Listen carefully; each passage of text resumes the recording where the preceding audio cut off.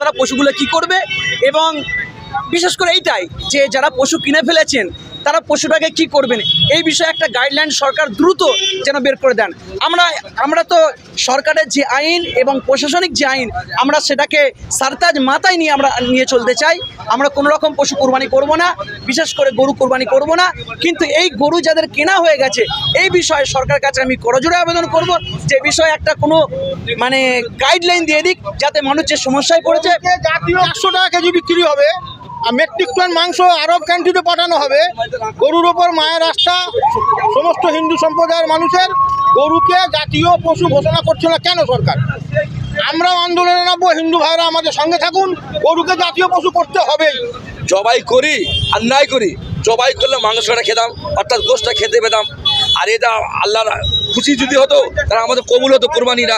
আর এখন আমরা হচ্ছে কি আল্লাহকে খুশি করার জন্য ওই পশুকে অর্থাৎ গরুকে আমরা কিন্তু বিক্রি রিটার্ন করব না, গরুটাকে আমরা ছেড়ে দেবো রাস্তায় আল্লাহকে রাজি খুশি করার জন্য। এইচএসসি হাবিব মিডিয়া ও সিয়াগালা টিভি, আমি শেখ হাবিব রয়েছি আপনাদের সঙ্গে। আমি এই মুহূর্তে উপস্থিত আছি হুগলির চণ্ডীতলা থানার সামনে আছি। আজ 25 তারিখ। আজকে মানে চণ্ডীতলা থানা এলাকায় আশপাশের যত গ্রাম মুসলিম পাড়ার সমস্ত গ্রামবাসীদের ইমাম ও মুয়াজ্জিনকে ডেকেছিলেন এখানে কুরবানি ও বকরিদ উপলক্ষে। মানে আজকে যেটা মান্যতা দিলেন চণ্ডীতলা থানা প্রশাসনের পক্ষ থেকে, যে 1950 সালে যে লাগু ছিল কংগ্রেসের আমলে, যে কুরবানি দেওয়া 14 বছরের নিচে গরু ও মোষ যদি দেওয়া হয় তাহলে এক ধরনের আইনত অপরাধ, সেইটাকে এতদিন লাগু ছিল না।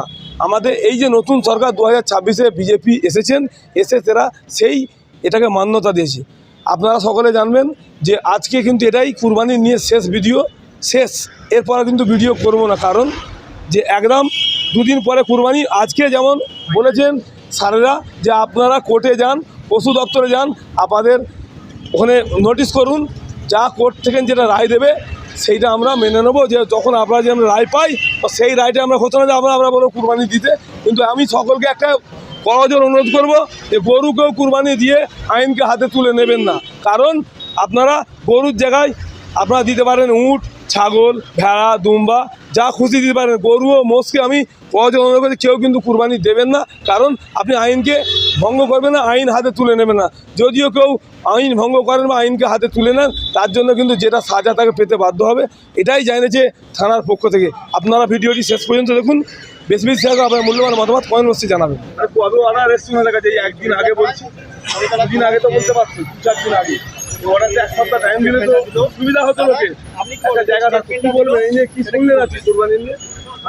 আজকে কুরবানি নিয়ে আমাদের চণ্ডীতলা থানায় যে আলোচনা হলো, আলোচনার যদি মোদ্দা কথা আমরা তুলে ধরি, যে প্রশাসনিক তরফ থেকে এবং সরকারের তরফ থেকে, রাজ্য সরকারের তরফ থেকে এই কুরবানি নিয়ে একদম বিশেষ করে আপনার গরু মানে গো জবাই নিয়ে যেটা আলোচনা করা হলো, যে গরুর মানে কুরবানি নিয়ে, গরু কুরবানি যেহেতু আপনার ওই 1918 যে ক্যাটাল অ্যাক্টটা আছে সেই অ্যাক্ট অনুযায়ী স্যার বললেন যে এটাকে বলবৎ করা হচ্ছে, সুতরাং তোমরা কেউ গরু কুরবানি কেউ করবে না। একদম ক্লিয়ার কথা। কেউ যদি গরু কুরবানি করো তার জন্য প্রশাসন স্ট্রিক্টভাবে এর বিষয়ে অ্যাকশন নেবে। কিন্তু গরু মশু ভাই, কিন্তু সবথেকে বড় সমস্যায় যেটা পড়ছেন, যেটা আমি মিডিয়ার তরফ থেকে পশ্চিমবঙ্গের মানুষ তথা আমি সরকারকেও প্রশ্ন করতে চাইছি, যে কিছু মানুষ যারা পশু পালন করে এবং তারা পশু কি করতে পারছেন না, পশুগুলো বিক্রি করতে পারছেন না, একটা অপশন, একটা প্রবলেম।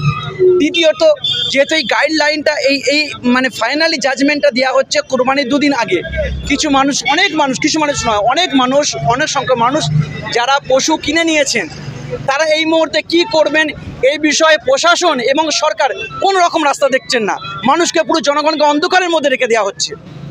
আমি চাইব প্রশাসন এবং রাজ্য সরকার এই বিষয়ে দ্রুত কোনো একটা সমাধান, এই যে সমস্যাটা হয়েছে এই সমস্যার একটা সমাধান বের করে দিক, যে যারা পশু কিনে ফেলেছে তারা পশুগুলো কি করবে, এবং বিশেষ করে এইটাই যে যারা পশু কিনে ফেলেছেন তারা পশুটাকে কি করবেন এই বিষয়ে একটা গাইডলাইন সরকার দ্রুত যেন বের করে দেন।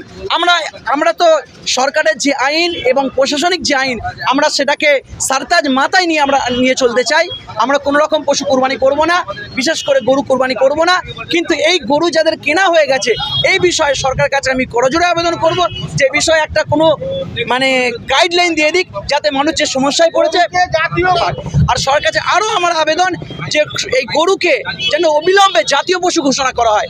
এই জন্য আমরা আগামীতে এই বিষয়ে আমরা চিন্তা ভাবনা করব যেন গরুকে কোনোভাবে রাখা না হয়, গরুকে যেন জাতীয় পশু হিসেবে ঘোষণা করা হয়। ওই গরুকে কসাইখানায় ভরে দিয়ে 400 টাকা কেজি বিক্রি হবে, আর মেট্রিক টন মাংস আরব কান্ট্রিতে পাঠানো হবে। গরুর ওপর মায়ের আস্থা সমস্ত হিন্দু সম্প্রদায়ের মানুষের।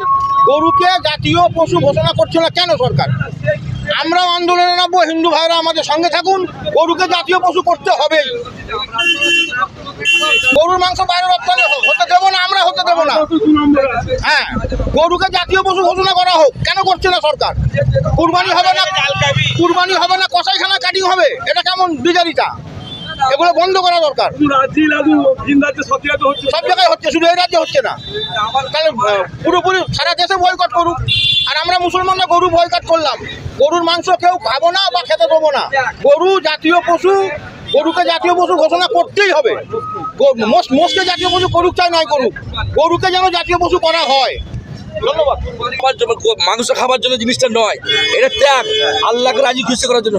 সেই কারণে আমরা যে গরু ছেড়ে দেবো, সেটা দিয়ে আমাদের আল্লাহ যদি রাজি খুশি আমাদের কুরবানি কবুল হবে। এটা একমাত্র আল্লাহ পাকি জানে। আমরা কুরবানির জন্য নিয়ত করেছি, ইনশাল্লাহ ওটা আমরা যে জবাই করি আর নাই করি, জবাই করলে মাংসটা খেতাম, অর্থাৎ গোশটা খেতে পেতাম। আর এটা আল্লাহর খুশি যদি হতো তারা আমাদের কবুল হতো কুরবানিরা। আর এখন আমরা হচ্ছে কি আল্লাহকে খুশি করার জন্য ওই পশুকে অর্থাৎ গরুকে আমরা কিন্তু বিক্রি রিটার্ন করবো না, গরুটাকে আমরা ছেড়ে দেবো রাস্তায় আল্লাহকে রাজি খুশি করার জন্য। সে প্রশাসন দায়ী হবে কি ইয়ে হবে সেটা আমাদের আমরা পশুকে ছেড়ে দেবো। এটা আলমারিতে আমার যে করেন না, আমি যেহেতু আল্লাহর রাস্তায় আর কি খরচ করবো যে আল্লাহকে রাজি খুশি করার জন্য, সেই কারণে আমি গরুকে ছেড়ে দেবো। সে যেখানে কোথায় যাবে না, সেটা আমরা আগে জানা ছিল না। আমি আরে ভাই, আপনি বলছেন যে কুরবানি মানে কি? কুরবানি আল্লাহ পাক রব্বুল আলামিন কি বলেছে যে সব থেকে প্রিয় জিনিসটা তোমার, যেটা পছন্দ সেটা তুমি আমার এটা কুরবানি দাও। তো কুরবানি মানে হ্যাঁ সুন্দর জিনিসটা।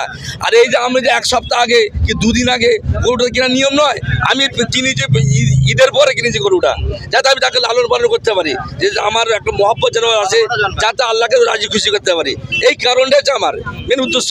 তো ঠিক আছে, আল্লাহ যদি খুশি হয় আমি গরুটা ছেড়ে দেবো, এটা বলে। হ্যাঁ, আমি তো এটা আল্লাহ পাক রব্বুল আলামিন জানে যে আমার বান্দা কি চাইছে। এটা গোশত খাবার জন্য নিয়ে নি, আমি রাজি করো আল্লাহকে রাজি খুশি করার জন্য আমি দিয়েছি গরুটা, কুরবানি দিচ্ছি। হ্যাঁ, ছেড়ে দেবো, মাঠে ছেড়ে দেবো, সে ওর যেখানে যাবে সেটা আমার তো প্রয়োজন নেই।